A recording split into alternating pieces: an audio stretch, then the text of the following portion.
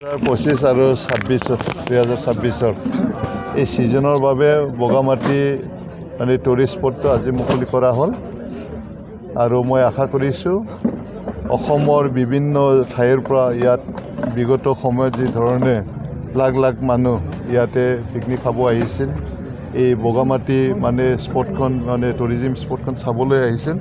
তেখেতসকলে এইবাৰো আহিব এইটো মই মানে আশা ৰাখিছোঁ গতিকে আৰু NGO-সকলক মই অনুৰোধ জনাইছোঁ যিসকল অতিথি আহিব ইয়াত পিকনিক খাবৰ কাৰণে ইয়াত মানে আমাৰ মানে ইণ্ডো ভূটান বৰ্ডাৰৰ যিবিলাক মানে সৌন্দৰ্য এই সৌন্দৰ্য উপভোগ কৰিবৰ কাৰণে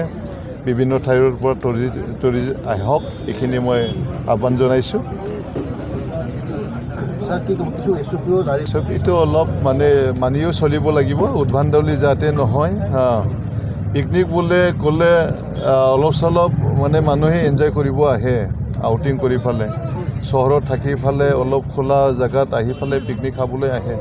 অলপ চলপটো তাতেই থাকিব অলপ চলপ মানুহে এনজয় কৰিব পিকনিক বুলি ক'লে চব থাকিব কিন্তু তাৰ ভিতৰত উদ্ভণ্ডালিটো যাতে নহয় এইখিনিকে মই অনুৰোধ কৰিছোঁ যিহেতু গভৰ্ণমেণ্টৰ দ্বাৰাইতো অলপ অলপ হৈ আছে যিখিনি কৰিছোঁ ইয়াত যিখিনি আমি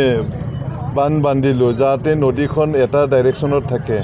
ইয়াৰ কাৰণে ইৰোশ্যন প্ৰটেকশ্যন যাতে নহয় আৰু সেই মানে নালাবিলাকত মানে পাৰ কৰিবৰ কাৰণে যিবিলাক দলং এইবিলাক আমি বনোৱা হৈছে গভৰ্ণমেণ্টৰ ফালৰ পৰাই বনোৱা হৈছে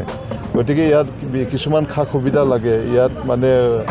বাহিৰৰ পৰা অতিথি আহিলে অলপ বহিব পৰা এই ধৰণৰ এটা হেৰি লাগে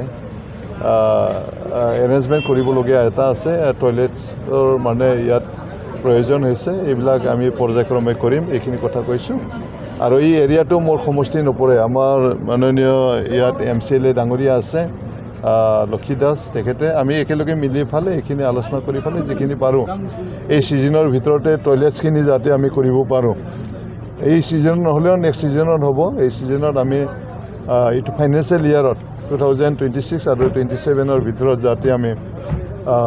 টয়লেটছখিনি বনাব পাৰে আৰু আগন্তুক 2026 আৰু 27ৰ যিটো ছিজনত ব্যৱহাৰ কৰিব পৰাকৈ আমি টয়লেটছখিনি বনাই দিম এইবাৰ